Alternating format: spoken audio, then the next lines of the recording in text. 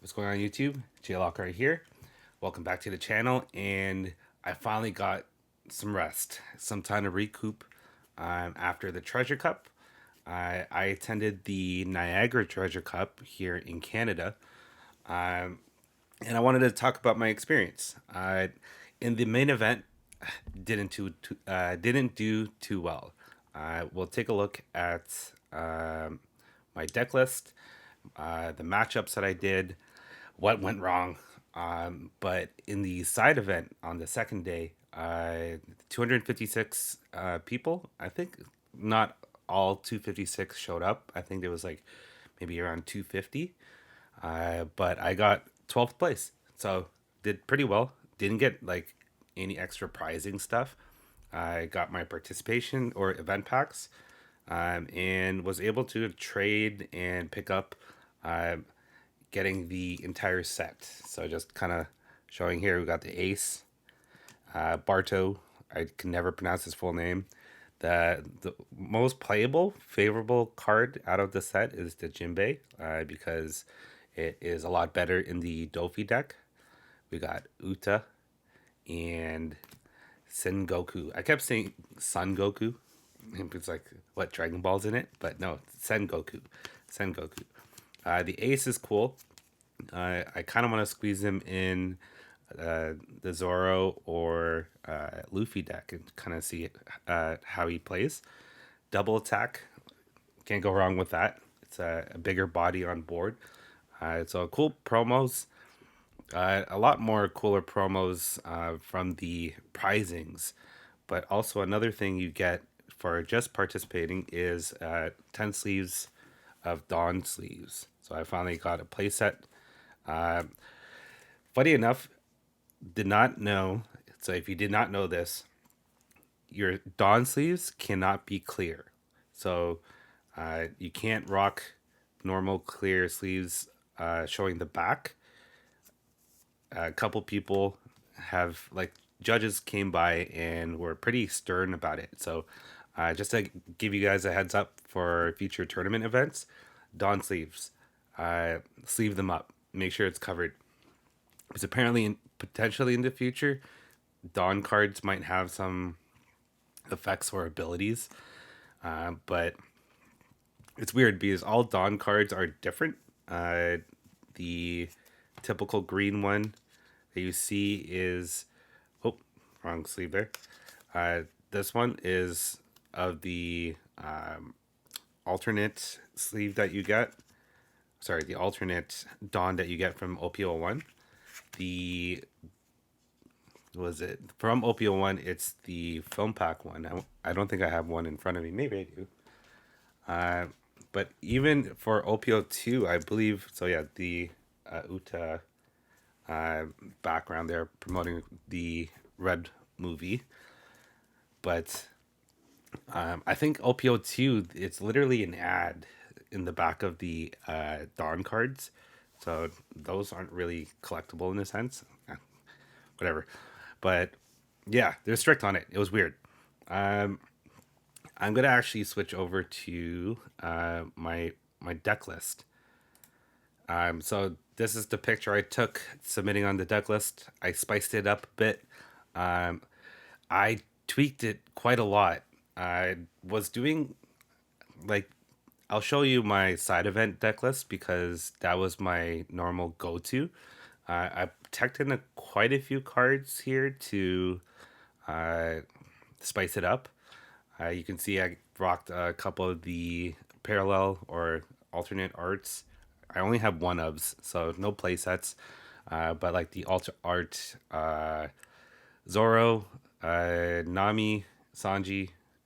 What else do I have here? I have the alt art Shanks, not the manga Shanks. I don't have that in my collection, as well as obviously the Luffy.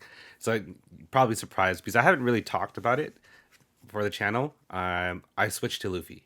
So Luffy has been more consistent, lasting a little bit longer compared to Zoro, and then able to put down bigger bodies, swing harder, but still apply a lot of pressure because of all the rush cards.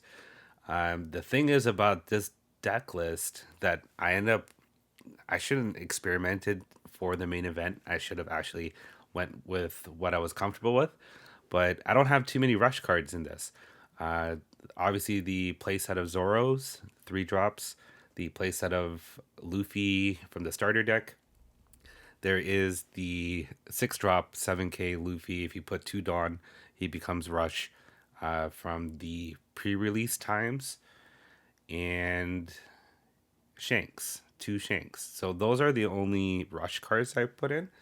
Um, the Brook 4 drop 5K has actually did a lot of work for me, as well as the Beepo, the part of my language, but the crappier Nico Robin. So people put in work. He's a 2K bot, 2K counter just in case. But early on, if you don't see Robin, but and you see the Beepo, it it did work. I It's funny you can swing at leader. It won't hit hard enough because you'll just have only 1 Dawn on it, so it doesn't affect the leader. But you can just pop like a one or 1 or 2 drop blocker like out of your way. So it combos nice, just like Robin. So it combos nice with Otama. Uh, and actually, Brook, if you're able to drop Brook and Beepo or Brook and Robin, you can do a lot of damage with it. It's just hard to actually keep both of them at the same time. So it's pretty rare. Um, but I think also what I'm lacking in this version of the deck, but funny enough, it's not too different, is 2K counters. I think, let's count this here. Looking at this picture, I have one, two, three, four, eight, eight, eight 2K counters, and the lack of rush cards. So it did well on some locals I did before the main event. So in the locals, I was like collecting winner packs. So as you see, the Luffy dead center in the picture is the winner version of the participation packs. So I have one of each, which is cool. Whole collection for that. But the experience at the Treasure Cup, actually, let's do story time. Story time is here. Uh, the lead up to Treasure Cup, uh, the Friday, so the night before the Treasure Cup, I had a hotel booked. So driving up to Niagara, the Friday of was probably the coldest day that we've experienced all winter. It was in Celsius. It was like -20 with the, I don't know, the windshield probably feeling like -30, -40. It was cold. It was really bad. So bad to the point that my car didn't start. So it was funny. I had work in the morning. I tried booting up my car. Nope, didn't turn it on. Luckily enough, I borrowed my brother's car to go to work. The whole time throughout my shift, I was just like, how am I getting to Niagara? I basically left work a little early, went back, tried to fix my car, wouldn't boot up. So tried like jumping it. It wouldn't. But luckily enough, my brother lent me his work rental car to drive to Niagara and keep it for the weekend. So got to the hotel like 10, closer to 10 p.m. I needed a drink. Went to the bar. Saw a couple guys running some. They were just practicing playtesting at the hotel. So I asked to join in. I got to meet a couple new people. They were from New York, so it was a cool experience.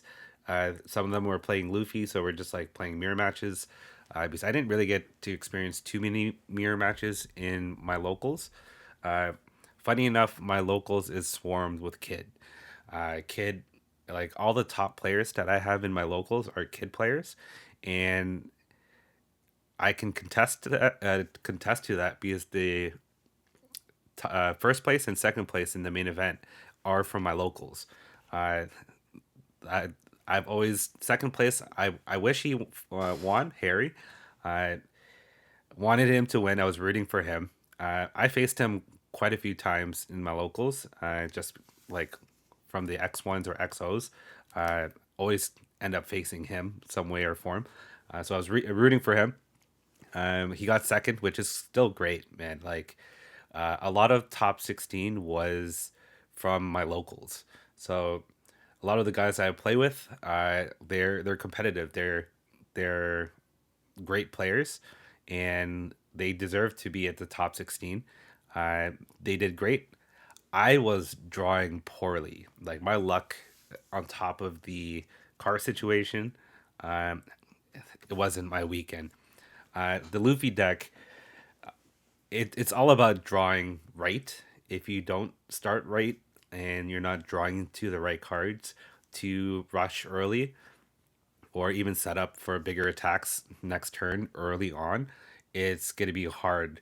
And just like Zoro, like mid game, taking damage and taking life, it's harder to defend because you don't have too many counters. So the Red Hawks have been great. There was a couple matches where I got it in last life. I got it in last life, saved myself because of the minus 10k. Uh, and then but yeah, in regards of the rest of the my experience, so it was 9 rounds of Swiss for the main event.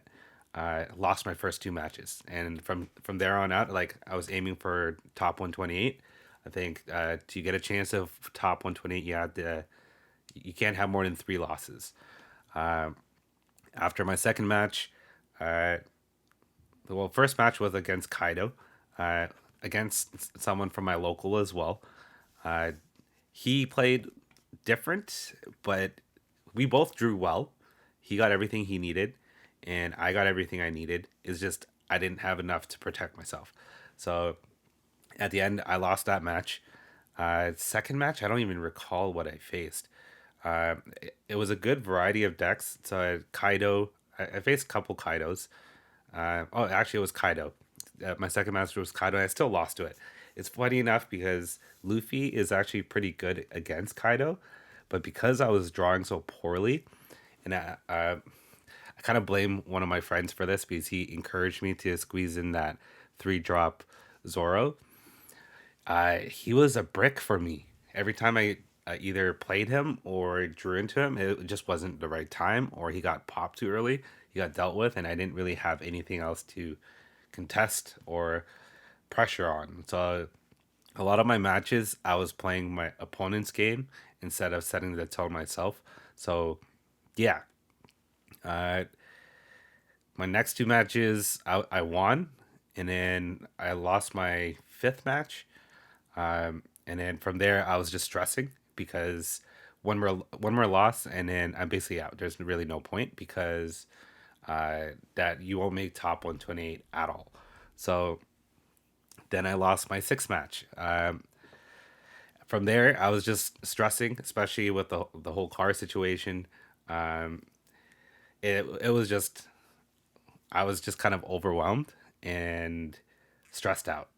So at that point, I played my next match, my seventh match, won that. It was against I think it was some version of Croc. I forgot it was Blurple. I think it was Blurple Croc. It was also from someone from my local. I beat that match, but after that, I kind of just called it a night. Even though there was 2 more rounds, there was no point. So I wanted to recoup and switch it up. Let me actually switch up. Switch up the picture? Yeah. So this was the submission picture I did for. Uh, let's actually bring things down here. Okay. And we can bring it up a bit. Sure. Yeah. So small little tweaks. I end up removing the 3 drop Zoro. Um, Removed one Brook. Because I think the law with the on play was a little bit better. But this is what I had before. Before the actual main event, I had 2 Ben Beckmans, but no 6 drop 7k Luffy. Needed him for the rush. I added another Sanji. I don't remember what I removed, but for the side event, I was just more consistent in drawing, had the right things. I had like there's a couple. Actually, there's one game I actually went overtime, which is surprising for a red player. It was against Dofi. That was a solid match. We kept like clearing each other's board, and then luckily enough, I was able to push it for game.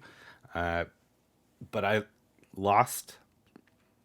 The only match I lost to was to a mirror match to one of my buddies from my local. So, funny enough, there's three of my matches in the side event. So the side event is 256 people. It was Swiss as well. It's supposed to be 8 rounds, and I'm going to talk more about the round situation after. Um, but three of my matches were people that I knew. Um, Sadly enough, I would rather face other people that I didn't know. I wanted to root for my other friends to succeed and potentially get top eight. Because top eight gets 8 packs, 8 event packs. First place gets the chopper and I think a booster box plus the 8 packs. So yeah, it was going a lot more smoothly. So I won my first 3 matches. My first match was Kaido. Uh, Weirdly enough, I don't know. I'm gonna make this comment. I don't know if this is gonna backfire on me or not, but uh, there was.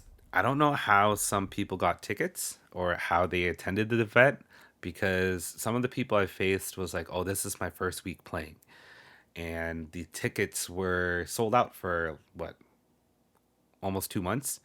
I think it was sold out like mid December, and the event was first weekend of February. So I was baffled on some of the opponents I had, because some of the opponents, like my first opponent on the side vet, um, he seemed like he was a newer player. Like didn't really know like how to play meta wise, um, and I was giving him advice after the match, but uh, yeah, he was like fresh into the game. So I was surprised that some people was able to get into the tournament.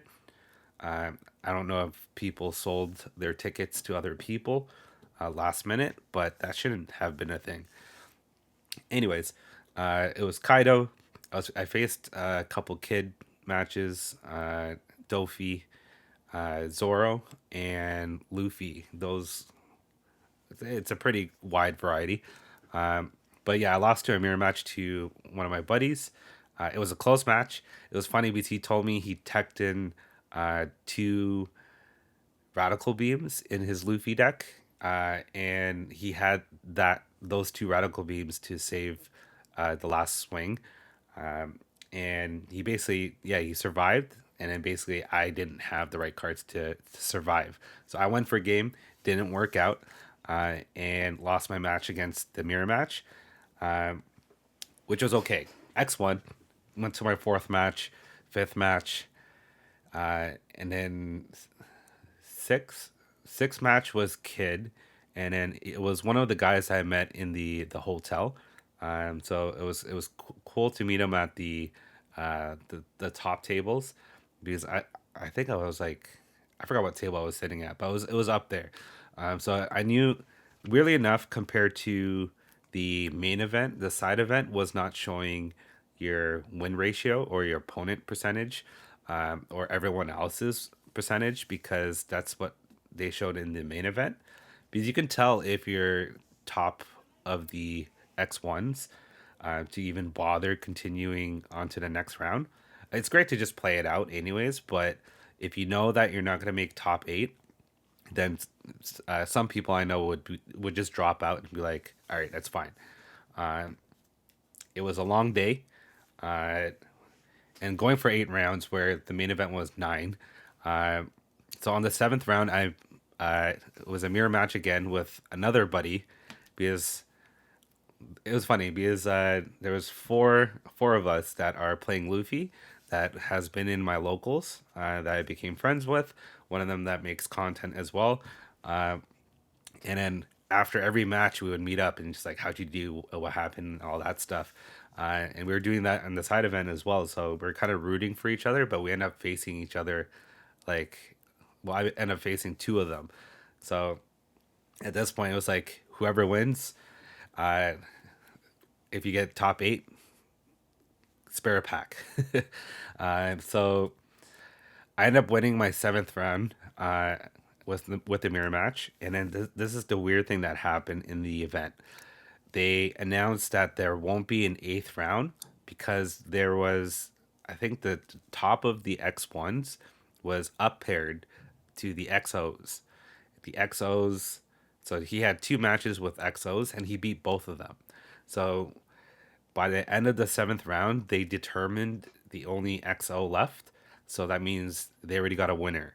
So from there, whatever percentage in tiebreakers from there already is determined. So there's no point of going to the eighth round. So they were tallying everything up. They started announcing the first place all the way to the eighth place. And this was a tease because in my I don't know if I did not share the picture. I'll edit it into this video here, but yeah, I made it 12th place. Um, on the seventh round, I was sitting on table nine. So if there was an eighth round, I would be in the top tables, facing for the X1 for top eight. But because of that guy, but congrats to him, like being up paired to XOs and beating the XOs. He ended up becoming like third place, third or fourth place because of that. Um, Another guy from my local ended up being second in the event. I don't know who was first in this side event, but uh, in a sense, okay. So they were announcing the names. It was the, like they I already knew who would be top five. Top They named the sixth person, and then on the seventh person, the way they said it, they said J, like they were saying J, and then J Lockhart is the username on my uh, in the tournament. So he was like James, like he kind of like lingered the A part. So I thought like they were saying my username because there was no other J's that was in the side event at that time. So I was like, oh, I made it, but they finished off the rest of the name. I was like, oh, okay. And then after they named the eighth person, they said check the app, make sure the percentage and everything is correct. If there is any issues, contest it. Um, but at that point, I looked at it. I'm 12th place. I'm 12th place. So out of 250 people, 250-ish people, I made it to 12th place, which I was happy about because it was so much better than the main event. I know a lot of obviously the top 16 players were playing during the side event. So those guys weren't in the main event, but it was an interesting weekend. And on top of that, continuing off of my story, after the side event, I had to drive all the way back to the Peel area, GTA area, go back to work, do an inventory count, which I finished at like 2:30 in the morning, and then on Monday morning I had to meet the auditor at 8 o'clock in the morning. So I had no sleep, uh, and I just been trying to do catch up since. I did go to a local, two locals after. Anyways, funny enough, on the local I went on Tuesday, the second place uh, person in well, the second place person for Treasure Cup in Niagara, he was running the check-in process for that local store. So congratulated him in person, and it was funny. Like he was just relaxing because from since the game's been out to the Treasure Cup, um, he's been serious in the game. So seeing him relax was well deserved. But yeah, this deck list of mine for the side event is my go-to. It's a little bit different compared to a lot of people. I know people have been rocking the Ben Beckman. I went for the one of. It used to be no six drop 7K to Ben Beckman's, but Ben Beckman is played in specific times where the six drop 7K with Rush with two Dawn on it works out a little bit better and faster at more scenarios. The Red Hawks have saved me. I've been wanting to put more Red Hawks, but I also want to squeeze in Radical Beams, especially after my buddy beat me because of that. Uh, Put in three laws and then took one Brook down. It's hard to stick the Brook and Nami combination, but if Brooks stays on the board, he does work too. So if you're facing like Law or Kid, um, or even Kaido, like the bigger guys or the bigger blockers, you can minus two to two of them. You can choose who you want to attack, and then your weaker cost or weaker cost characters can actually swing at later, and your opponent has to invest more to block with it, plus counter on top. So Brooke's been doing a lot of work with it. Beepo's been. It's funny. I've been drawing Beepo more than I am with Robin, even though I play two Beepo, four Robins. But yeah, Beepo's been doing work. I've been happy with that. What's different about my deck to most people is that I don't really run the four or a playset of Gordon, the 2K counter Gordon. I run just one, and then I run one from the film deck or the film pack. The film pack one lets me save my Otamas for a 2K counter, and or I can use both of them. But the Gordon with no counter minus 3K on in bottom deckham, he will always be played. If I draw into him, I'll find a way to use it. If I'm swinging at, let's say, Okiku, I can use that, bring it down to 2K, swing with a Nami if I don't have Robin to pop it. It's just another way to bring other characters down so I can swing with weaker characters. So, yeah, these are the deck lists that I did main event, side event. It was an amazing experience, stressful. I felt like I had my luck was not with me this weekend, but I did sign up for the online regionals for funny enough, because I was at the Carta Magica event. I couldn't sign up in the online regional for Carta Magica. It's just because it had a lot of bugs happening. But I got into Top Cut and PPG. So that is late March, the last 2 weekends of March. So I'll see if I'll figure the logistics for streaming or recording my matches, uh, so I can put that as content. OPO2 is gonna be for the regionals, so I am gonna start focusing on figuring out what I want to play or what I want to do. I'm catering towards obviously sticking to Zoro. I finally got the my collection's almost done. I'm gonna take it out right here if I can find it real quick. My collection is almost done, but I finally got the alt art, the alt art leader Zoro, so I can rep him for the OPO2. But my collection's like of the parallels is basically full. I'm missing the only two cards I'm missing. I'm missing just two cards, Manga Shanks and the secret rare alternate Yamato, which is not hard to find and not hard to get. I don't think I'll ever invest in buying Shanks. $1,000 Canadian is not worth it. uh, if I can pull it from booster box tournaments and get it from prizing, that would be amazing. But I don't ever expect spending money on that much money on a single card. But a lot of things are coming still. I had to take that break of recording just to focus on what I wanted to do with Treasure Cup. Uh, it's interesting that I did switch from Zoro to Luffy, but Luffy was playing a lot more, like a lot better. As you can see, that Long Beach winner was Luffy. Uh, the winner here at Niagara was Kid. Um, the top two was Kid. It was a mirror match, and then Law.